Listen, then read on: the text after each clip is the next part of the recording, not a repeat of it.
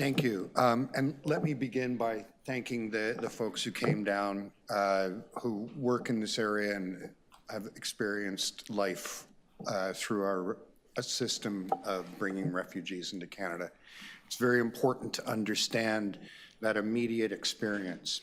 But I think it's also important to step away from the immediate experience and understand the context. Mark Carney became Prime Minister in a moment of national crisis by leaning into a conversation about the Canadian identity and global affairs.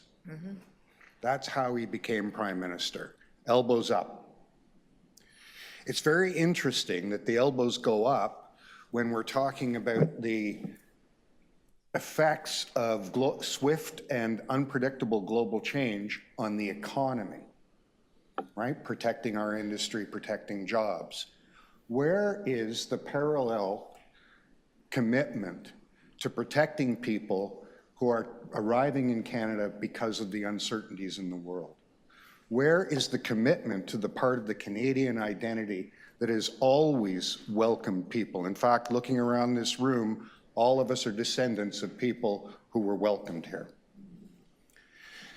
Just as there is a set of international arrangements on trade that is being upset, there are a set of international arrangements on how we handle people fleeing war and violence in their home countries. Where is the Canadian commitment to that? And that crisis is at least as severe.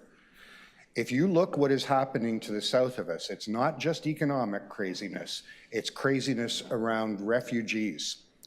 I have a friend who's connected to the New York public school system, New York City being a sanctuary city, and teachers there are telling families, go to Canada. People who are undocumented in the United States are not safe. They know this. They're going to come to Canada. Or they're going to bypass the United States entirely and arrive here. This is a failure of the previous international agreements that is as important, and I would actually argue more important, than the failure of trade policy. And if you believe in the elbows up, Canada proud, look at our history and traditions argument that elected the current federal government, you have to believe that our commitment to protecting refugees and people who arrive here should be central to their work, which is why I am so lost in trying to understand why they are walking away from this. How is it this part of the Canadian identity can be shed in a crisis, but the part of the Canadian identity that takes care of big industry and international trade is central? That's a mystery to me.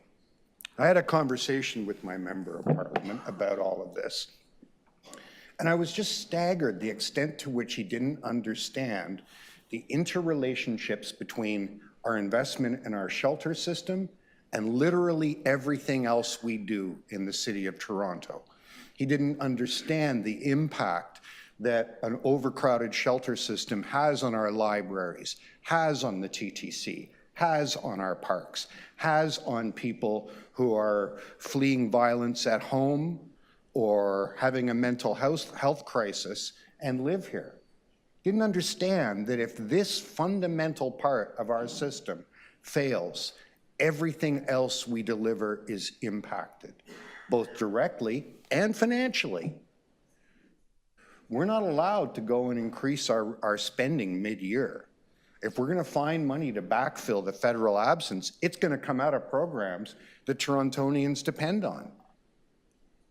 So yes, the federal government has a legal obligation here, but I would argue that the Liberal Party of Canada and anybody who claims to be protecting Canadian identity has a moral obligation to remember the part of the Canadian identity where we take care of each other.